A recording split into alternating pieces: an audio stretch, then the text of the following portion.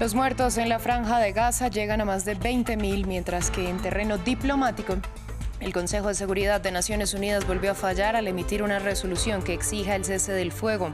El primer ministro de Israel, Benjamín Netanyahu, aseguró que continuarán hasta la derrota de Hamás. A 10 días de gobierno, el presidente de Argentina, Javier Milei, firmó un nuevo decreto de necesidad y urgencia con el que deroga varias leyes, entre ellas la de abastecimiento y alquileres. Tenemos reporte desde Buenos Aires. El presidente de Venezuela recibió en Caracas a Alex Saab luego de que Washington lo pusiera en libertad. Esto a cambio de la liberación de 10 estadounidenses y alrededor de una veintena de venezolanos que estaban presos en Venezuela.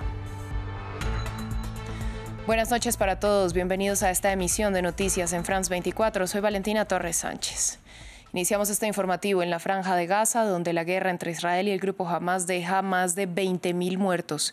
El conflicto, que ya supera los 2 meses, está evidenciando las falencias de la diplomacia en el seno de Naciones Unidas ante la presión de Estados Unidos a matizar una eventual resolución para un nuevo cese del fuego. Todo esto mientras el primer ministro israelí reitera que no van a frenar su ofensiva. Juan Pupiales con los detalles. Es un asedio sin pausa. Las fuerzas israelíes avanzan con su ofensiva en la frontera con la Franja de Gaza. Después de más de 2 meses de guerra, el enclave palestino vive una crisis humanitaria que en este periodo solo encontró un breve alivio en una tregua de 7 días que terminó a inicios de diciembre. Los esfuerzos para intentar llegar a un nuevo alto el fuego pasan por los 15 miembros del Consejo de Seguridad de Naciones Unidas, que completaron este miércoles 3 días de aplazamiento para votar esa resolución. El tiempo apremia. Según la ONU, el 56% de los hogares en Gaza experimentan niveles graves de hambre. Esperamos una resolución que tenga impacto sobre el terreno y que se adopte. La diplomacia toma tiempo, alega la representante de Emiratos Árabes Unidos. La delegación emiratí que impulsa esta tregua encuentra en Estados Unidos, aliado de Israel, su principal contraparte en la redacción del texto. El ejecutivo de Benjamín Netanyahu, mientras tanto, mantiene su retórica. Continuamos la guerra hasta el final. Continuará hasta que Hamás sea eliminado, hasta la victoria. Hamás, por su parte, se niega a negociar el intercambio de más prisioneros mientras continúen las hostilidades. Durante la tregua, dejaron en libertad a unos 110 secuestrados de un total de 240 que tomaron en los ataques del 7 de octubre. Esta posición se ha comunicado a todas las partes y no tenemos nada que añadir al respecto. El objetivo se centra en detener esta agresión. En este contexto, sin embargo, hay optimismo de la mano del viaje del líder de Hamás, Ismail Haniyeh, hacia Egipto. La última vez que Haniyeh realizó este trayecto fue en la previa de la pasada tregua. El presidente de Argentina, Javier Milei, anunció un nuevo decreto de necesidad y urgencia que, según él, busca contener la enorme crisis que hereda su gobierno. El decreto deroga las leyes de alquileres, de abastecimiento y de compra nacional, entre otras medidas, y llega tras la primera jornada de protesta contra el gobierno de Milei a 10 días de asumir el cargo. Natalio Cosoy, corresponsal en Buenos Aires, nos amplió los detalles.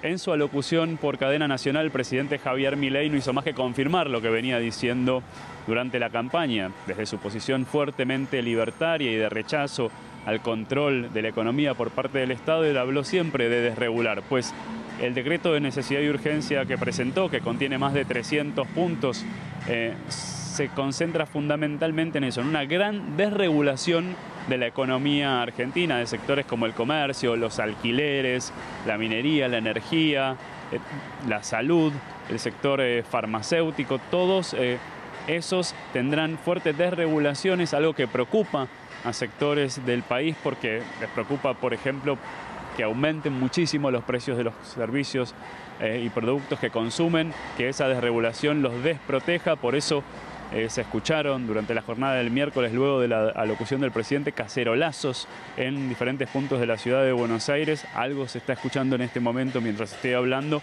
en protesta por esta normativa que quiere impulsar el presidente y que puede ser revisada por el Congreso Nacional y derogada eventualmente, pero eso es algo que todavía deberá verse. También, además, el presidente dijo que enviará al Congreso otras normativas, otras leyes para que sean tratadas en sesiones extraordinarias.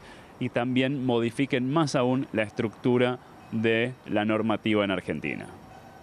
El empresario colombo-venezolano Alex Saab llegó a Caracas y se reunió con el presidente Nicolás Maduro tras ser liberado por el gobierno de Washington.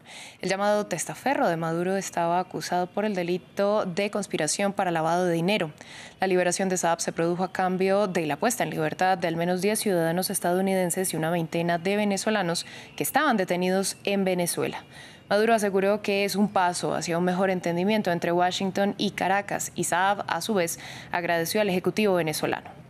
Ojalá se consiga el camino para un proceso de respeto, de tratamiento igualitario y de entendimiento entre los Estados Unidos de Norteamérica y la República Bolivariana de Venezuela. Hoy se ha dado un paso que ojalá abote en ese camino. Y hoy el milagro de la libertad, el milagro de la justicia se ha hecho realidad. Gracias al pueblo de Venezuela, me siento orgulloso de servirle al pueblo de Venezuela y de servirle a este gobierno, un gobierno humano, un gobierno leal, un gobierno que no abandona y un gobierno que, como yo, nunca se rinde, y un pueblo que jamás se rendirá tampoco. Venceremos siempre. El presidente electo de Guatemala, Bernardo Arévalo, prometió que asumirá el cargo el próximo mes sin miedo a gobernar. Esto tras varios intentos de la Fiscalía por impedir que llegue al poder, acusándolo de delitos como depredación de bienes culturales, asociación ilícita, tráfico de influencias, entre otros. Una misión de la Organización de Estados Americanos, OEA, prometió viajar al país centroamericano para garantizar la transición de poder. Jorge Hurtado con el informe.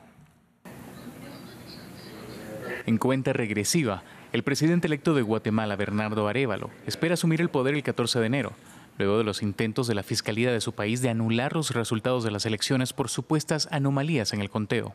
Mire, no hay duda que vamos a asumir el 14 de enero. Y nosotros tenemos muy claro de que hay el respaldo para el gobierno es amplísimo. El golpe de Estado lo que intentaba hacer era, por medios judiciales, lograr condiciones de alteración de la respuesta, de la alteración de la voluntad popular y del resultado electoral. Arévalo, de 65 años, ganó las elecciones presidenciales en agosto pasado con la promesa de acabar la corrupción. Pero la Fiscalía emprendió una campaña contra el outsider, acusándolo de depredación de bienes culturales, asociación ilícita y tráfico de influencias. Los observadores internacionales calificaron los intentos como un golpe de Estado. Se ha evitado definitivamente hasta ahora que las fuerzas que pretendían destruir el proceso, tirar al proceso de transición por el precipicio, no prevalecieran. Esto no es el fin del trabajo. Estas fuerzas de alguna manera continuarán y continuarán luego del 14 de enero.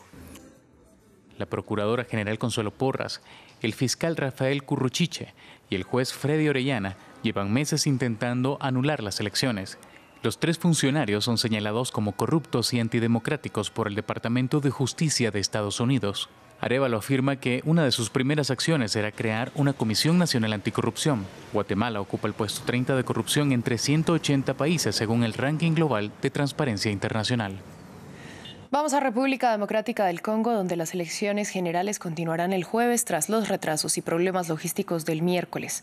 Las autoridades puntualizaron que los comicios seguirán en las áreas donde no se pudieron celebrar por diferentes motivos técnicos que incluyeron demoras de más de 3 horas para la apertura de urnas. Unas 44 millones de personas están llamadas a participar en estas elecciones, en las que son elegidos el presidente, el legislativo y cargos provinciales y locales. Y terminamos en Nueva York porque la ciudad se prepara para despedir 2023 y darle la bienvenida a 2024. Los números del nuevo año esperan ya en Times Square para iluminarse a la medianoche del 31 de diciembre, junto a la tradicional bola que cae en el año nuevo desde el edificio One Times Square. Los icónicos números llegaron a la ciudad a bordo de un vehículo totalmente eléctrico desde Los Ángeles y cuentan con 588 bombillas LED de bajo consumo. Es todo por el momento en France 24, pero quédense con nosotros que volvemos en breve.